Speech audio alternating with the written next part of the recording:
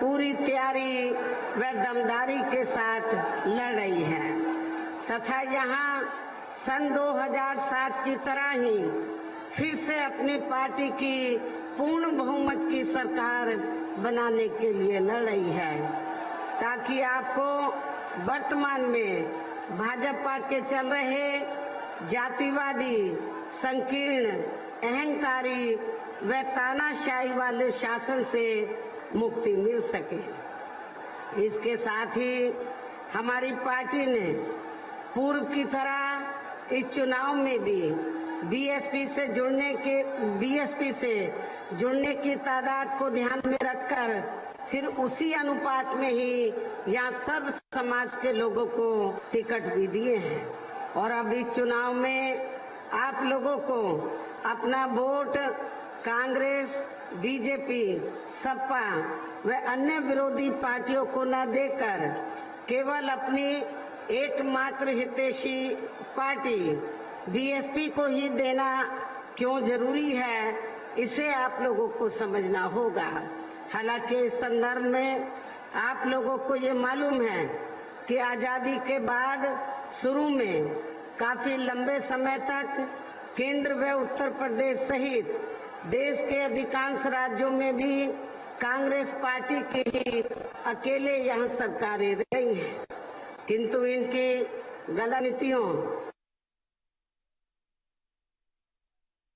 अब ये पार्टी केंद्र व काफी राज्यों के साथ साथ यह उत्तर प्रदेश की सत्ता से भी बाहर हो चुकी है। इसके साथ ही ये कांग्रेस पार्टी जबरदस्त जातिवादी होने के कारण शुरू से ही हर मामले में खासकर यहाँ दलित, आदिवासी व अन्य पिछड़ा वर्ग विरोधी पार्टी भी रही है और अभी भी है, जिस कारण केंद्र में रही इस पार्टी की सरकार ने इन वर्गों के मसीहा, संविधान के मूल निर्माता परम पूज्य बाबा साहब डॉक्टर भीमराव अम्बेडकर को भारत रत्न की उपाधि से भी सम्मानित नहीं किया था, जिसके लिए वो हर प्रकार से पात्र भी थे। इतना ही नहीं बल्कि इनकी मूवमेंट को आगे बढ़ाने के लिए अपनी पूरी जिंदगी समर्पित करने वाले मान्यवर श्री कांशीराम जी के देहांत होने पर भी केंद्र में उस समय इसी कांग्रेस पार्टी की रही सरकार ने उनके सम्मान में एक दिन के लिए भी राष्ट्रीय शोक घोषित नहीं किया था तथा न ही इस पार्टी की रही कांग्रेस की सरकार ने पिछड़े वर्ग की आरक्षण संबंधी मंडल कमीशन की रिपोर्ट को भी लागू किया था, जिसे फिर बीएसपी ने अपने कड़े संघर्ष व अथक प्रयासों से केंद्र में रही श्री बीपी सिंह की सरकार से ही लागू कराया था। साथ ही इसी सरकार में ही बाबा साहब डॉक्टर भीमराव अंबेडकर को भी भारत रत्न की उपाधि से सम्मानित किया गया था, लेकिन अब केंद्र व अधिकांश राज्यों की भी सत्ता से बाहर होने पर यही कांग्रेस पार्टी खासकर दलितों, आदिवासियों व अन्य पिछड़े वर्गों के वोटों की खातिर आए दिन किस्म किस्म की नाटकबाजी करती रहती है, जबकि इन वर्गों के व अन्य और मामलों में भी इस पार्टी की सच्चाई तो ये है कि कांग्रेस पार्टी जब सत्ता में आसीन होती है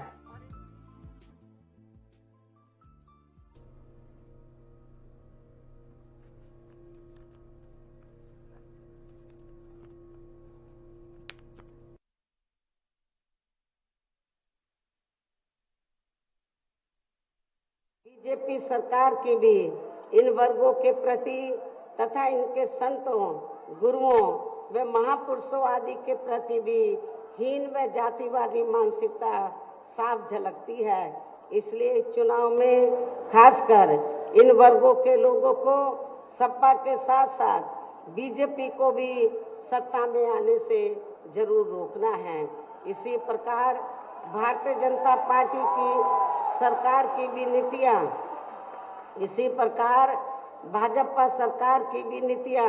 व कार्यशैली अधिकांश यहाँ जातिवादी, पूंजीवादी एवं आरएसएस के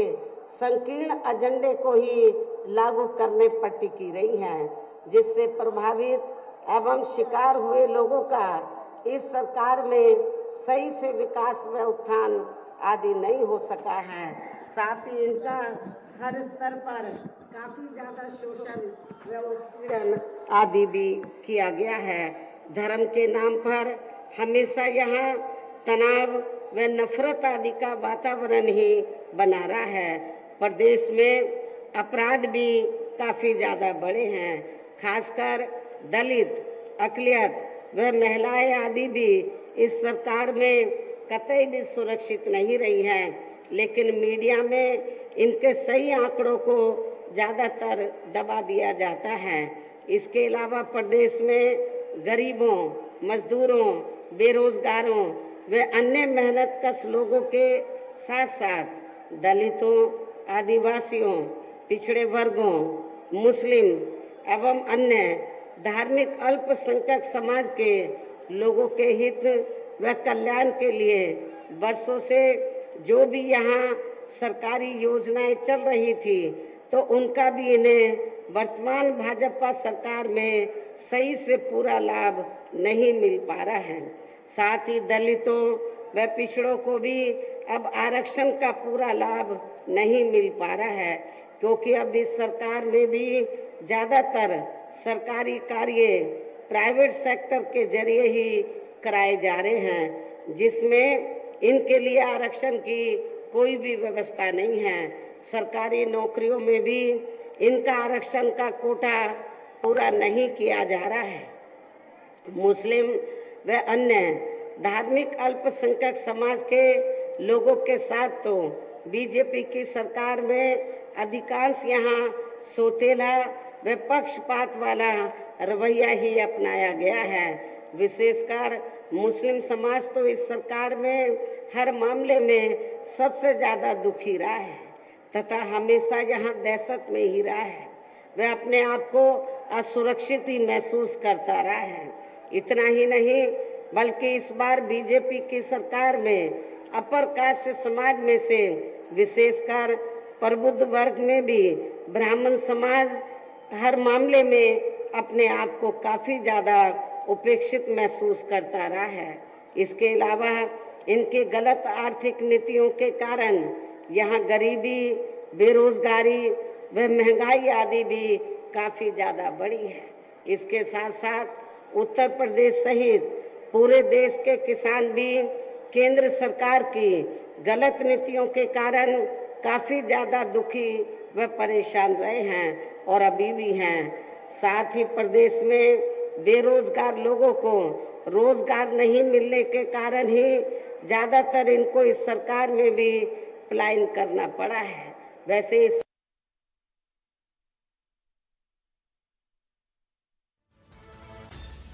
मामले में सरकार में रोटी रोजी के लिए यहाँ से लोगों को पलायन नहीं करना पड़ा है, बल्कि यहाँ पर ही लोगों को रोटी रोजी के साधन मिले। और इतना ही नहीं, बल्कि जो लोग रोटी,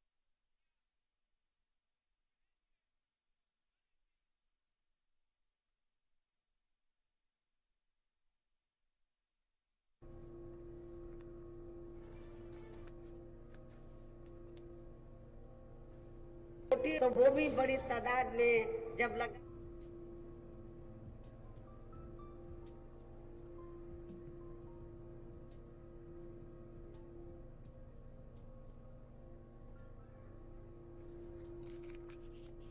तो बीएसपी अध्यक्ष मायावती को सुन रहे थे आप। यहाँ पर रुकते एक बहुत छोटा